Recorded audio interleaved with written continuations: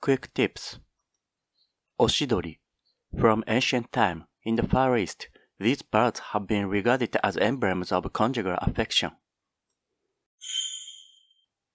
At the coming of.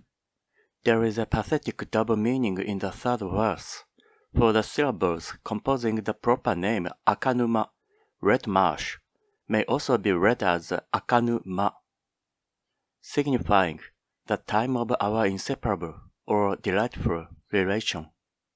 So the poem can also be thus rendered. When the day began to fail, I had invited him to accompany me. Now, after the time of that happy relation, what misery for the one who must slumber alone in the shadow of the rushes. Makomo. The makomo is a sort of large rush used for making baskets. Lafcadio Hearn. OSHIDORI. There was a falconer and hunter named Sonjo, who lived in the district called Tamura no Go of the province of Mutsu. One day he went out hunting and couldn't find any game, but on his way home, at a place called Akanuma, he perceived a pair of oshidori, mandarin ducks, swimming together in a river that he was about to cross.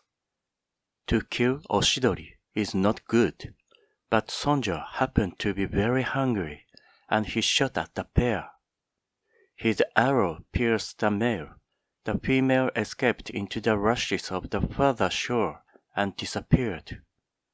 Sonjo took the dead bird home and cooked it. That night he dreamed a dreary dream.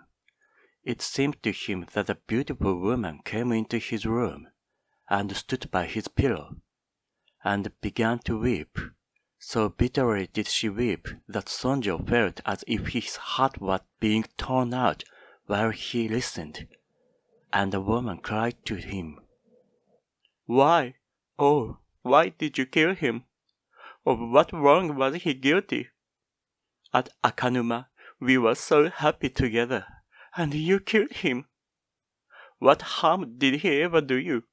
Do you even know what you have done? Oh, do you know what a cruel, what a wicked thing you have done? Me too, you have killed, for I will not live without my husband. Only to tell you, this I came." Then again she wept aloud, so bitterly that the voice of her crying pierced into the marrow of the listener's bones, and she sobbed out the words of this poem.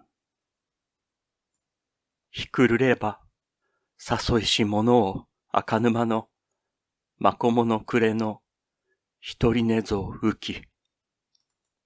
At the coming of twilight, I invited him to return with me. Now, to sleep alone in the shadow of the rushes of Akanuma. Oh, what misery unspeakable! And after having uttered these verses, she exclaimed, "Ah, you do not know, you cannot know what you have done.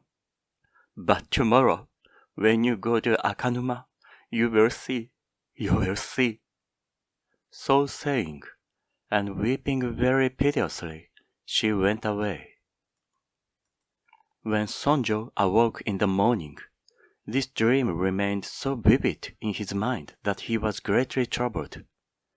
He remembered the words, "But tomorrow, when you go to Akanuma, you will see, you will see."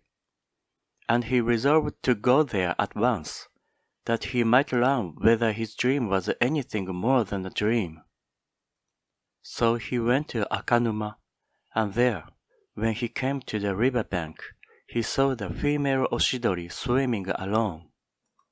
In the same moment, the bird perceived Sonjo, but instead of trying to escape, she swam straight towards him, looking at him the while in a strange fixed way.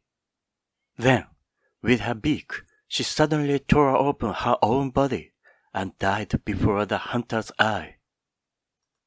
Sonjo shaved his head and became a priest.